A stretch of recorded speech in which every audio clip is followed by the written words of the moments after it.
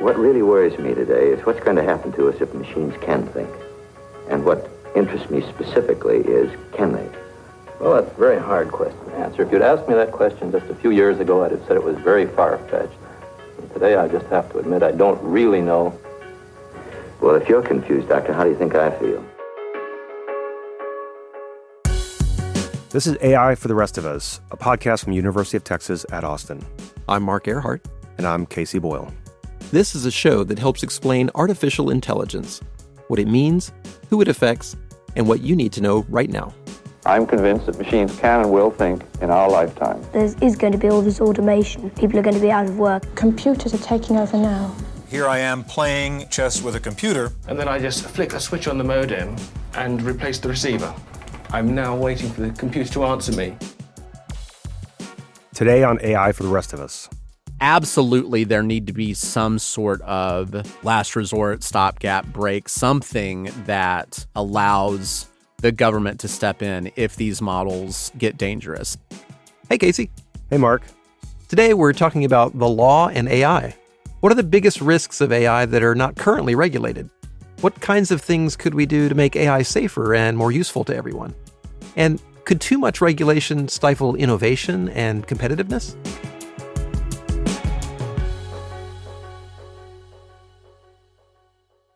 So I'm excited about today's episode. Our guest is an expert on technology and the law. Matthew, would you like to introduce yourself? Yeah, hi, my name is Matthew Murrell, and I am a lecturer at the University of Texas School of Law.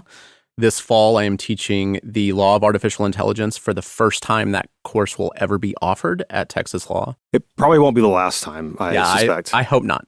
Incredibly excited to be here. Thanks for having me. Yeah, of course. So to kick things off, I wonder if you could help lay out for us just what the current landscape is around laws and regulations governing AI in the U.S. So in the U.S., we have a very piecemeal or patchwork approach. And right now, most of the regulation is sort of around what we call study group or working group bills. So Texas passed one of these in 2023. It establishes a working group that a lot of different stakeholders from different industries are put on, and then they are tasked with evaluating how AI is being used in various industries, what the risks are, and maybe some areas for legislation and regulation that would work with that. And so we're in very much sort of this interstitial period where these committees and organizations are studying what's happening, and then, you know, with a wave of regulation to follow. Right. So it's we're sort of playing catch up then at the legislative level, right? They're sort of trying to figure out just what these technologies are. I think so. And you know, it's people always sort of blame the legislative process for being slow, and it's inherently slow.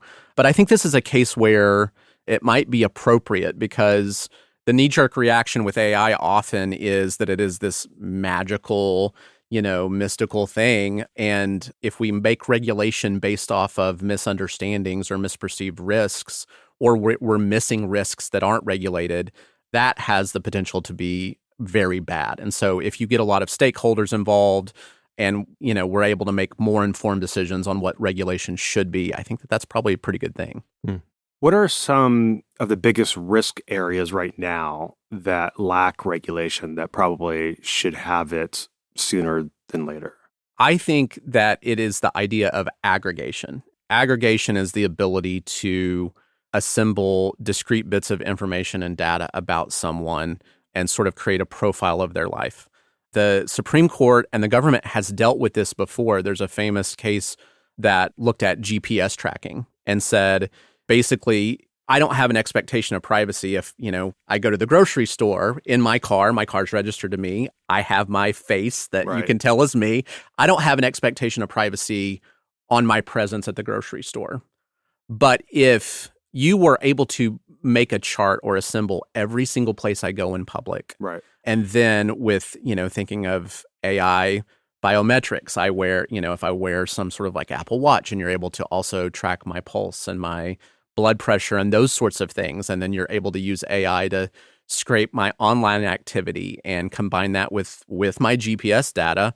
All of a sudden, you can create a very comprehensive view of who I am, my life, where I go, my any weaknesses I might have if, Right. if I'm going to a particular drug house or, I'm having an affair or all of those sorts of things. Being able to assemble that complete view of somebody allows whatever actor, the government or nefarious actors, to manipulate and control people the more information and more complete picture they have about someone.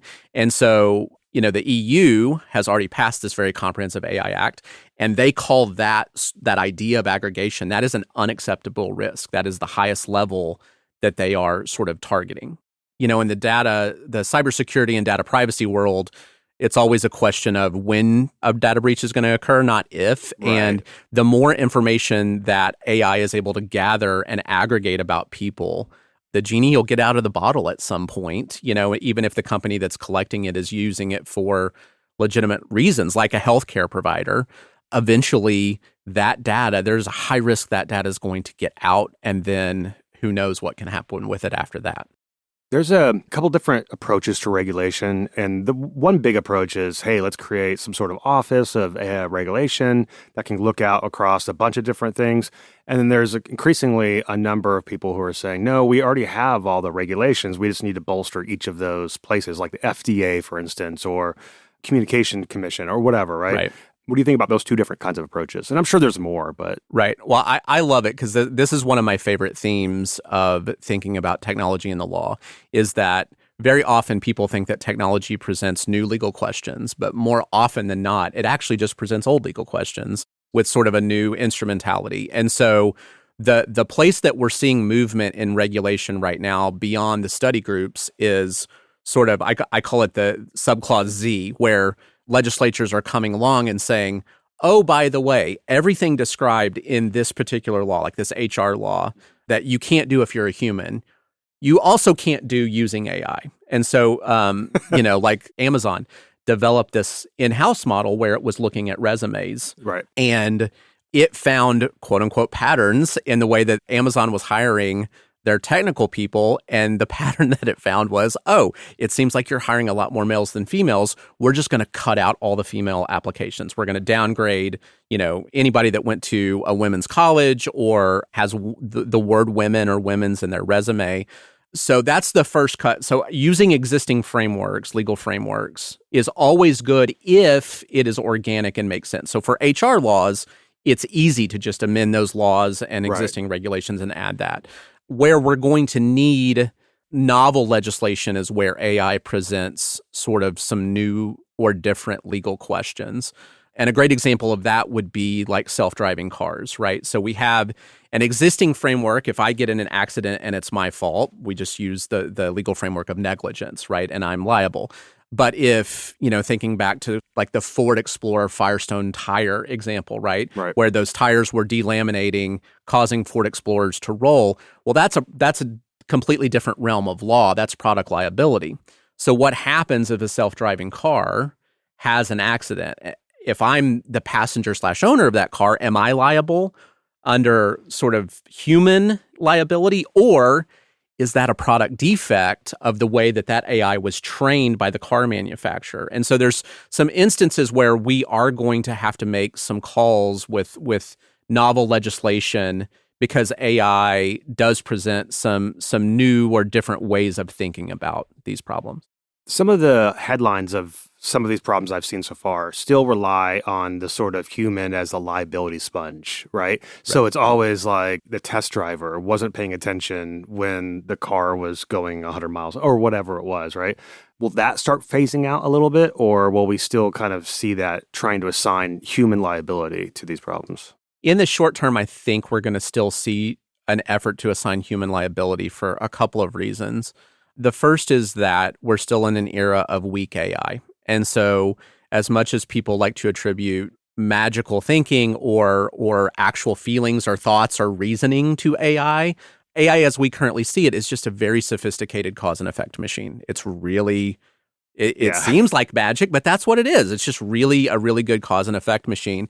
And so in the short term, because AI doesn't have its own thoughts, I think that there's going to be an effort to track down and pin it to a human being. The other is there's a thread in the law that if you set a mechanism in motion that eventually causes harm, then you're still going to be liable for it. There's a very famous case where a couple had own this house that they weren't living in. People kept breaking into the house, and so they created a trap and a spring gun behind a door. Someone broke into it, opened the door, and the trap went off and shot the person, didn't kill him.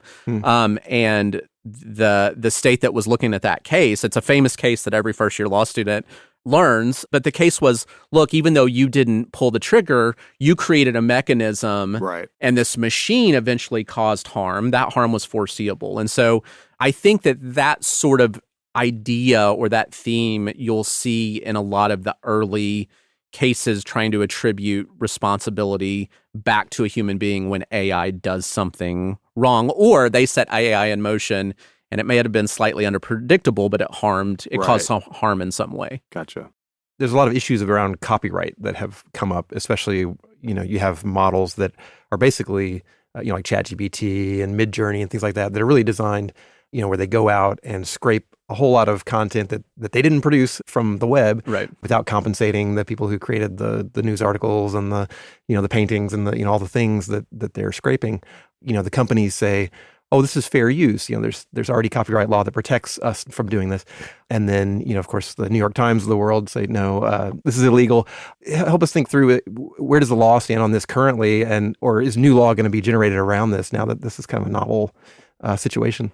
It's a great question. I think it's the $1 million question. I'm going to spend 4 weeks in the law of artificial intelligence class talking about these cases and working through. The short answer is this is still up in the air. There's over 30 of these cases now, and there's been no big sort of declaration one way or the other. And I think there's multiple ways to think through it. The first, and kind of my home base, has always come back to human conduct. So on one hand, if you have an author or a musician that is going to create novel content, they're allowed to consume music and read as many books as they want and that sort of stuff, and then produce their novel content. So they're allowed to be influenced by those creative works and then produce whatever they want, as long as what they're producing doesn't explicitly, copy or is derivative from the things that they look at. AI presents a slightly different tweak on that, in that it can consume and does consume everything, right? And so, these things that generate, like the music engines, there's some of those companies that have basically said, yeah, we feed every single piece of music that we can get our hands on into this.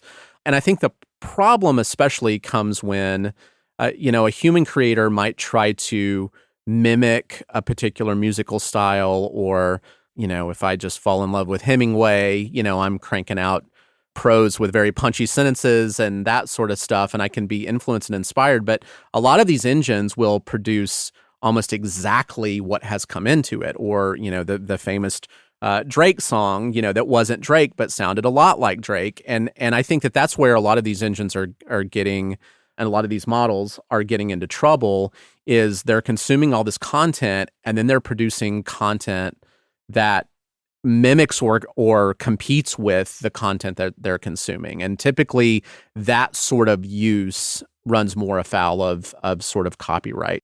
So in your opinion, just based on your understanding of the law, how do you think this will all play out? A fair number of these cases, I think, will probably come out in favor of the plaintiffs, the content creators, against the AI companies. It remains to be seen, that the cat's sort of already out of the bag in terms of the size of these models and the investment. And so I think that it will probably get to a point in the litigation where the AI companies, the defendants, realize, oh, this is something that, we need to, it's much better if we're able to just pay for this content in some sort of settlement instead of being shut down by some sort of injunctive stuff. And so that's number one. And then number two, I just think it also sort of reflects one of the tenets of some startup founder ethos, which is ask for forgiveness, don't ask for permission. And courts typically don't look very kindly on that approach when it comes to something so black and white as copyright. And so I think there's a substantial amount of exposure, and I think there's a high probability that the content creators are going to win a few of those cases, at least a few of them. At the end of the day, for The AI companies, it's just a matter of economics. And if you get an injunction at the end of a case that says you anything that this copywritten material went into or touched is dead, you have to kill it. Well, if you're a company like OpenAI, that injunction is worth billions of dollars. It just destroyed your entire model versus, you get close to that point, you realize there's a 65% chance we're going to lose this. Economically, it makes sense to write a 10 million or 100 million or, $1 billion check because of the sunk cost in the company already. The phrase that we use in litigation is it's settled on the courthouse steps. And I could see a lot of scenarios where some of these cases settle on the courthouse steps. Let's talk about energy. So it takes a lot of energy to train and to run these models. And a lot of people think we're in a climate crisis that is driven by producing energy with fossil fuels. Do you think that there should be regulation around the energy that these companies use? Yes, and I think there has to be. But I think there's multiple justifications for it. And so absolutely these things eat up a ton of power. I mean, it's just indisputable. And, you could say, well, that's problematic because of climate science and global warming and the environment. And I think that is a perfectly appropriate justification. But obviously, that is not a justification that is going to win 100% of the hearts and minds out there. I think another good justification to go alongside that is the idea that right now electricity is a finite resource, right? And especially in Texas, where we just went through a hurricane and, an entire city, one of the largest cities in the United States, was without power for a week. For those of us who lived in Austin 3 years ago, of course, we went through multiple instances of being without electricity for a week and a half. Texas is very friendly to the crypto mining industry. And so there's, a ton of crypto farms, one of the biggest ones being outside of Fort Worth and Hood County, which is now having these noise complaints from neighbors. But all of that to say that we've got a grid, especially here in Texas, that's already taxed. There are other industries like crypto that are using as much of that energy as they can. And so if you're an AI company and maybe you don't believe that much in global warming or you want to, it's not in your economic interest, it's important to think about, even in red states, if electricity becomes a finite thing, politicians are probably going to side with consumers because consumers vote. They might throttle or limit the amount of electricity that you can consume in taxing times. And so I think that something is going to happen because these new technologies like crypto and like these, massive AI supercomputers, they're just so energy hungry that there's an environmental concern, but also there's just general grid and resource allocation concerns. Just looking from the perspective of the tech industry, when you talk about regulating them, they often say, well, if you put too much regulation on us, that will stifle innovation. That will hurt the economy. That will even, take the edge off of our military readiness, to stifle AI development. What's your response to that? Do they have a little bit of a point there? I think they do, although, when we talk about old questions versus new questions, that's a question as old as regulation, right?